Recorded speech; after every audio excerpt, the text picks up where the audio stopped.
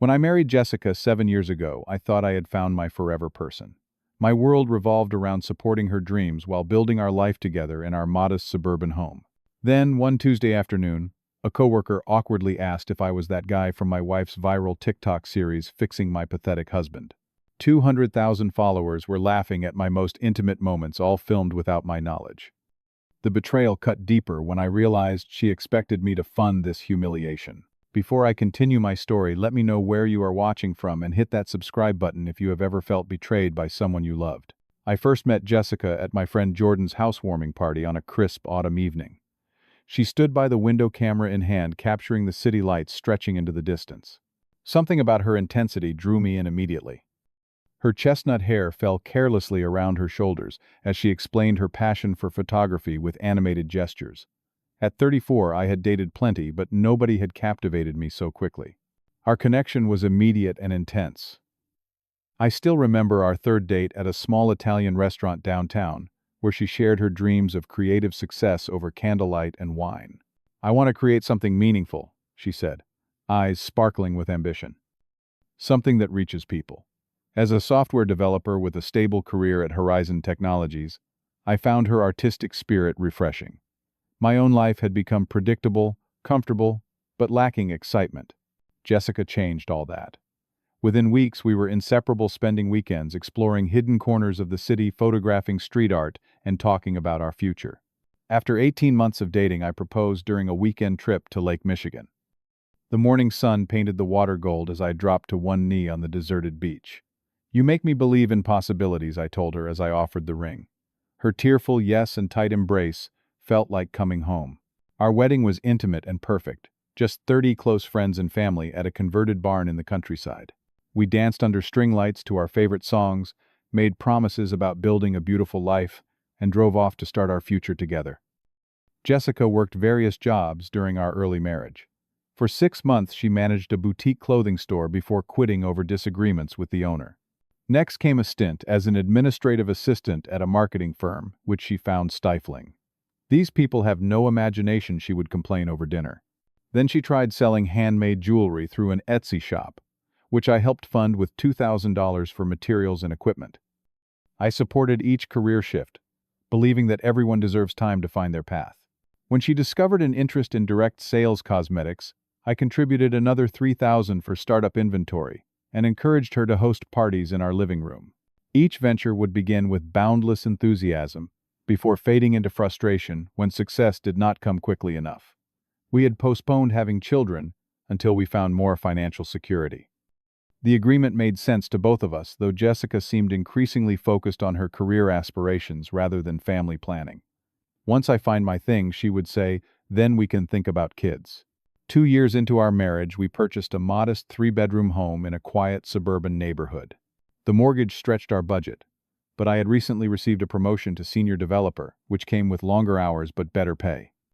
Our plan involved renovating the outdated kitchen and turning the smallest bedroom into a home office we could share. The pandemic lockdown changed everything. Suddenly, we were both home all day. My office converted to a workspace where I spent hours on video calls with my development team. Jessica, between jobs again, after another direct sales venture faltered, discovered TikTok during those long, isolated days. At first, it seemed harmless. She would scroll through videos for hours, laughing at pranks or learning dance routines. "This is the future of entertainment," she declared one evening. "These creators are making serious money and building real careers." Soon she began making her own content, casual lifestyle videos, showing our backyard garden or attempting viral recipes in our kitchen. Her early efforts gained little traction, with most videos receiving only a dozen views. Undeterred, she became increasingly invested in improving her content. I supported this new interest, helping her purchase ring lights, a better phone, and a small camera stabilizer. "You will be amazing at this," I encouraged, despite my personal discomfort with social media. "Your creative eye will make your content stand out." As weeks passed, Jessica became increasingly focused on follower counts and engagement metrics. She would analyze successful creators for hours, taking notes on trending topics and optimal posting times. Our dinner conversations shifted from our days to algorithm changes and growth strategies. I noticed subtle changes in her attitude toward our home, which she now described as too basic for the aesthetic she wanted to project. I worked extra hours to support the household, while Jessica poured time into content creation. We converted our shared office space into her filming area, forcing me to work from the dining room table. Despite my growing unease about the changes in our dynamic, I continued supporting her dreams, believing that partners should lift each other up. The first indication that something was seriously wrong came 3 months later. I was eating lunch in the company break room when my coworker Marcus approached with an uncomfortable expression. "So I saw you online yesterday," he said, not quite meeting my eyes. "What do you mean?" I asked, confused by his awkward demeanor. "You know, on TikTok. My wife follows your wife's account." He cleared his throat. "Pretty popular stuff." Before I could ask for clarification, he hurried away, leaving me perplexed. I noticed other colleagues exchanging glances, some with poorly concealed smirks. The rest of the afternoon passed in a fog of confusion and growing unease. As I packed up to leave an email, notification appeared on my phone. The sender was anonymous, the subject line simply reading, "Thought you should see this." Inside was nothing but a TikTok link. Sitting in my car in the office parking garage, I clicked the link. What loaded left me breathless with shock. The account belonged to Jessica, but under a username I had never seen. The profile showed over 200,000 followers and dozens of videos under a series titled, "Fixing My Pathetic Husband." With shaking hands, I clicked the most recent video. It showed me asleep in our bed, mouth slightly open, an unflattering angle, capturing my double chin and bedhead. Jessica's voice narrated over the footage. Day 28 of living with a man-child. Look at him sleeping while I am already up making content. Should I wake him up with an air horn or ice water? Comment below. The comments section overflowed with thousands of replies, most laughing at my expense or suggesting increasingly cruel pranks. As I scrolled through her content library with growing horror, I discovered dozens of videos documenting intimate moments of our life together, all without my knowledge or consent. There was footage of me eating dinner, captioned, "He chews like a cow." Another showed me focused on a video game titled, "Rather play with virtual friends than talk to his wife." Most disturbingly, several videos featured me walking from the bathroom to our bedroom, wrapped in a towel, clearly filmed without my awareness. The realization that hundreds of thousands of strangers had been laughing at these moments of vulnerability hit me like a physical blow. Worse still, Jessica had been engaging with comments, mocking me, adding her own cruel observations, and encouraging her followers to suggest ways to fix my appearance, habits, and personality. I sat in my car until the parking garage emptied, trying to process this betrayal. When I finally drove home, my mind raced with questions about how to confront her. Part of me hoped there might be some explanation, some misunderstanding that could make sense of it all. Jessica was filming in the living room when I arrived, phone mounted on a tripod, as she demonstrated some new makeup technique. She seemed annoyed by my interruption, but brightened when I mentioned finding her TikTok. "Finally, I was wondering when you would discover my success," she said, checking her appearance in a small mirror. 200,000 followers in 3 months. Not bad, right? "Success," I repeated, stunned by her cavalier attitude. "Jessica, you have been filming me without my knowledge. Those videos invade my privacy and humiliate me in front of strangers." Her dismissive laugh felt like another slap. "Oh, please do not be so sensitive. It is just entertainment. This is what gets views these days. You called me pathetic. You filmed me in the shower. And those videos got 40,000 likes each," she countered, as if the metrics justified the invasion. "Besides, this content is actually helping our marriage by highlighting issues you need to work on." When I asked about the money aspect, her eyes lit up. 3 brands have reached out for partnerships already. "This could be huge for us, Dan." "For us," I questioned. "Or for you?" "Same thing," she said with a wave of her hand. "We are a team, remember. Speaking of which, I need to upgrade my equipment if we are going to capitalize on this momentum." The conversation left me sleepless that night, lying beside a woman I no longer recognized, wondering how we had arrived at this point. The financial demands began the following week.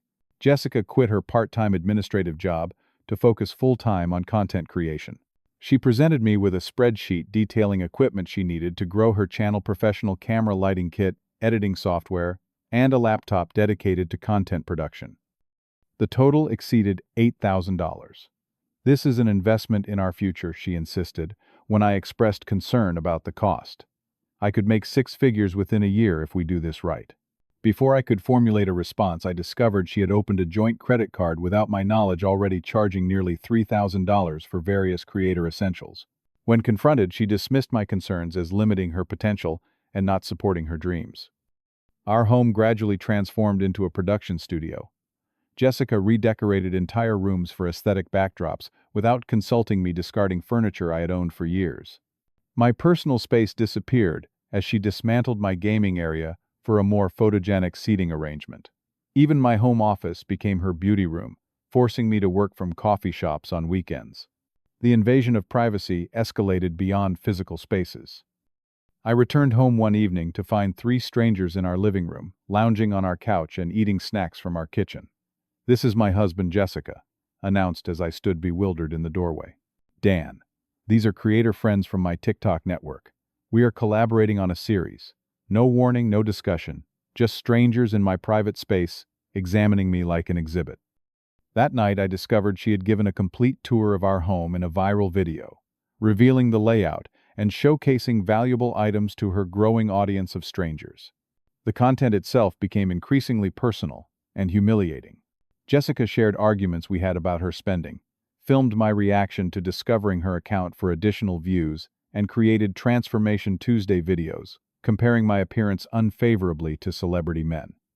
"Just imagine how good you could look if you actually tried," she told the camera while I sat uncomfortably beside her.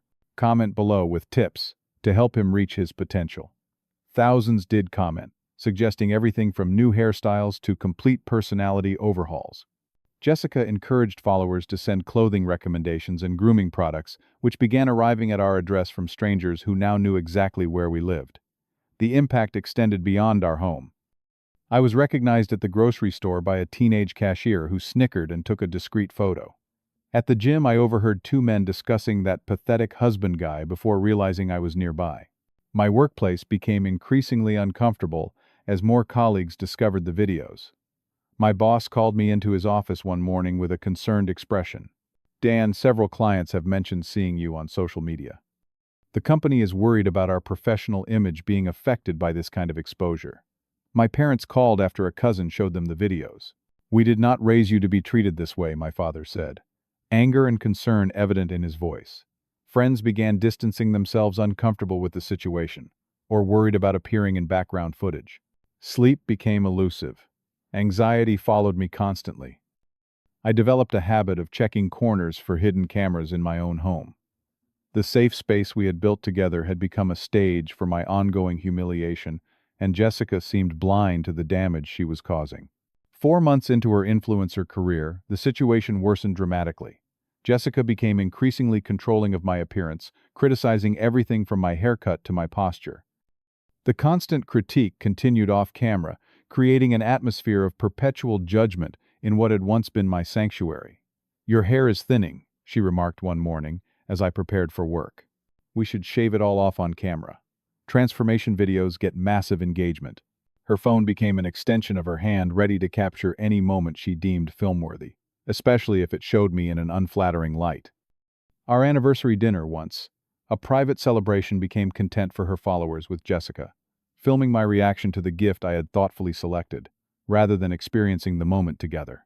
Around this time, I began noticing a name appearing frequently in her comment section: Bradley. His profile picture showed an attractive man in his late 20s with a carefully groomed beard and professional headshots. His comments always received hearts from Jessica, and their public interactions carried a flirtatious undertone. "Bradley is a big creator in the lifestyle space," Jessica explained when I casually inquired. "He has over 1 million followers. We have been messaging about collaboration opportunities." The text notifications from B began appearing at odd hours, often late at night or early morning. Jessica would smile at her phone in a way she had not smiled at me in months. When I asked about appropriate boundaries, her response was immediate and defensive. "God, you are so insecure. This is business networking. You are just jealous because someone appreciates my talent." Her content schedule shifted to coincide with my late workdays. Makeup and clothing styles changed dramatically, with new purchases appearing without explanation.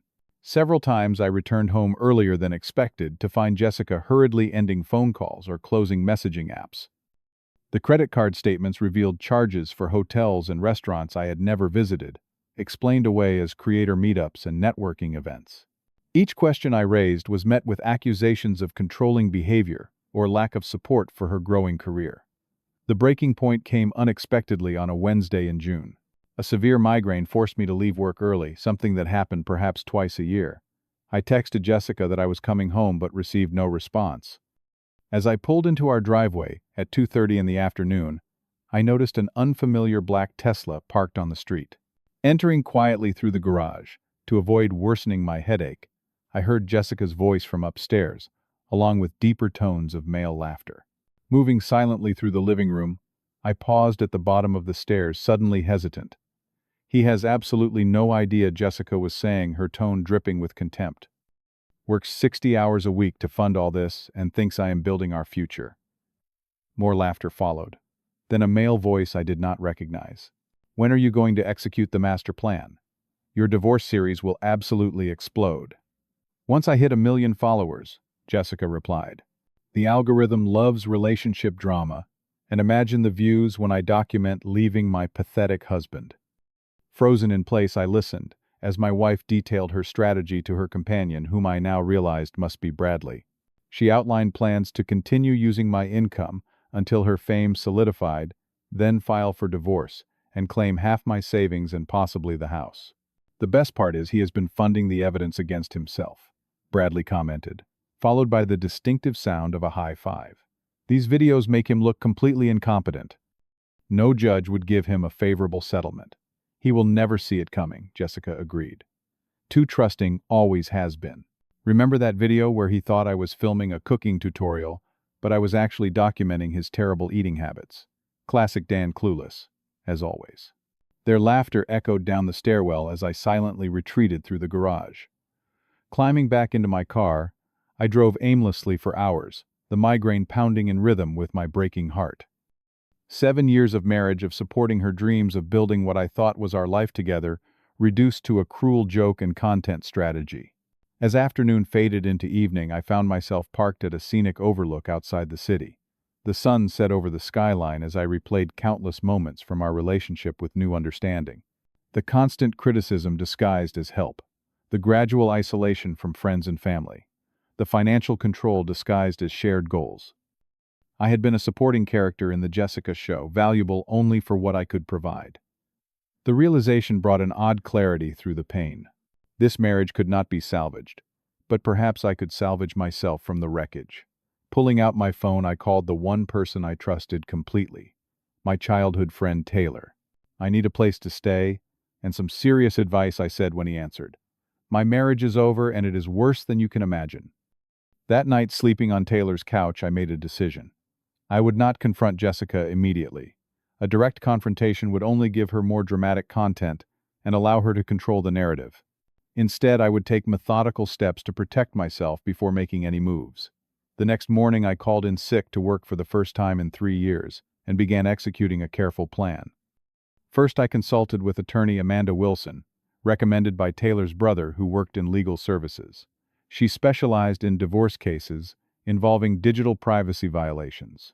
"What you are describing could potentially violate several privacy laws," she explained during our consultation. "Recording someone in private spaces without consent is problematic, especially when monetized." Under her guidance, I documented every video comment and financial transaction related to Jessica's content creation. I compiled screenshots of messages between her and Bradley that I could access through our shared tablet. An itemized list of assets purchased with my income took hours to complete, revealing the full extent of Jessica's spending on her career. My next stop was the bank, where I opened a new personal account and transferred exactly half of our savings, leaving the joint account intact, but protected from complete depletion. At the credit union, I froze the joint credit card to prevent additional charges and provided documentation of unauthorized use. A discreet meeting with my company's HR department explained my situation and addressed potential professional concerns. "We value your work," my supervisor assured me. "Take whatever time you need to handle your personal situation." Over the next week, I secured a month-to-month lease on a small apartment across town and gradually moved essential items during Jessica's increasingly frequent creator meetups. Family heirlooms, irreplaceable photos, and important documents went first, followed by a minimal selection of clothing and personal items. Working with my attorney, I prepared comprehensive divorce filing documents citing irreconcilable differences. We included a detailed timeline of privacy violations, unauthorized financial activities, and evidence suggesting infidelity. A separate cease and desist letter demanded removal of all content, featuring me without consent. 10 days after overhearing Jessica's conversation with Bradley, I checked her TikTok schedule and confirmed she would be attending an all-day influencer workshop downtown. With Taylor and 2 other trusted friends, I returned to the house for the final phase of my exit. We efficiently removed my remaining belongings in 3 hours, leaving the furniture and household items purchased during our marriage. On the dining room table, I placed a portfolio containing divorce papers, financial records documenting my contributions, printouts of her most humiliating videos, and legal notices regarding content removal and separate residence. Before leaving, I changed my phone number, email, password, and removed myself from all shared accounts. I filed content violation reports on every video featuring me without consent and blocked Jessica on all social media platforms. The aftermath unfolded through updates from mutual acquaintances and Taylor, who kept tabs on the situation. Jessica apparently returned home to find empty closets and the divorce portfolio. Her initial response was a dramatic emergency livestream seeking sympathy from followers. "He abandoned me without warning," she claimed, through carefully controlled tears. "After everything I have done to help improve him, he just disappeared." The performance might have worked if not for inconsistencies in her story, and the growing suspicion among followers who had noticed her frequent mentions of Bradley. When questioned about privacy concerns, she deleted comments and blocked users, further damaging her credibility. Bradley predictably distanced himself when the potential for financial support vanished. Brand partnerships reconsidered their relationships with Jessica as controversy grew. Without my income covering household expenses, the financial reality of her situation quickly became apparent. Within weeks, Jessica was forced to move to a smaller apartment, selling luxury items purchased during her brief influencer career to cover basic expenses. Her attempts to monetize our divorce through dramatic content failed as the platform issued warnings about her previous consent violations. My own journey of recovery began slowly in my sparsely furnished apartment. The first month passed in a fog of grief despite the necessity of my decision. I found a therapist specializing in relationship trauma who helped me process the betrayal and rebuild my self-image. "What you experienced was a form of emotional abuse," Dr. Winters explained during an early session. "Recognizing that is the first step toward healing." Gradually, I reconnected with friends who had distanced themselves during my marriage. Weekend hiking trips with Taylor, game nights with old college buddies, and dinner with my parents helped rebuild my social connections. My apartment transformed from an empty space into a peaceful home, reflecting my actual tastes and interests. 6 months after filing for divorce, I accepted a position with a new company, offering better work-life balance and a fresh start among colleagues who knew nothing of my TikTok infamy. The divorce finalized with minimal drama, as Jessica's attorney advised her that contesting could lead to countersuit regarding privacy violations. Though healing continues daily, I have learned valuable lessons through this painful chapter. I recognize the warning signs of manipulation that I once mistook for passion. I understand that healthy relationships require mutual respect and consent. Most importantly, I have rediscovered my worth beyond what I can provide to others. Today, I am cautiously building a new relationship with Angela, who values honest communication above all else. We move forward slowly with complete transparency about expectations and boundaries. When she asks about my past, I share the story not as a victim, but as someone who found strength through adversity. The experience taught me that sometimes the greatest act of self-respect is walking away. It showed me that recovery does not mean absence of pain, but building something meaningful despite it. Most importantly, I learned that my value comes from within, not from another person's validation or social media metrics. True healing happens in quiet moments of self-acceptance, not in dramatic public gestures. It comes from recognizing your worth even when others fail to see it. If you are in a situation where someone diminishes you for their gain, remember that you deserve better, and taking back your story is the first step toward writing a better ending. Have you ever had to make a difficult decision to protect your well-being? Share your experience in the comments below. Your story might help someone else find the courage to make a necessary change. Like this video if it resonated with you, subscribe for more real-life stories, and share with someone who might need to hear this message. Thank you for listening. And remember, the most important relationship you will ever have is the one with yourself.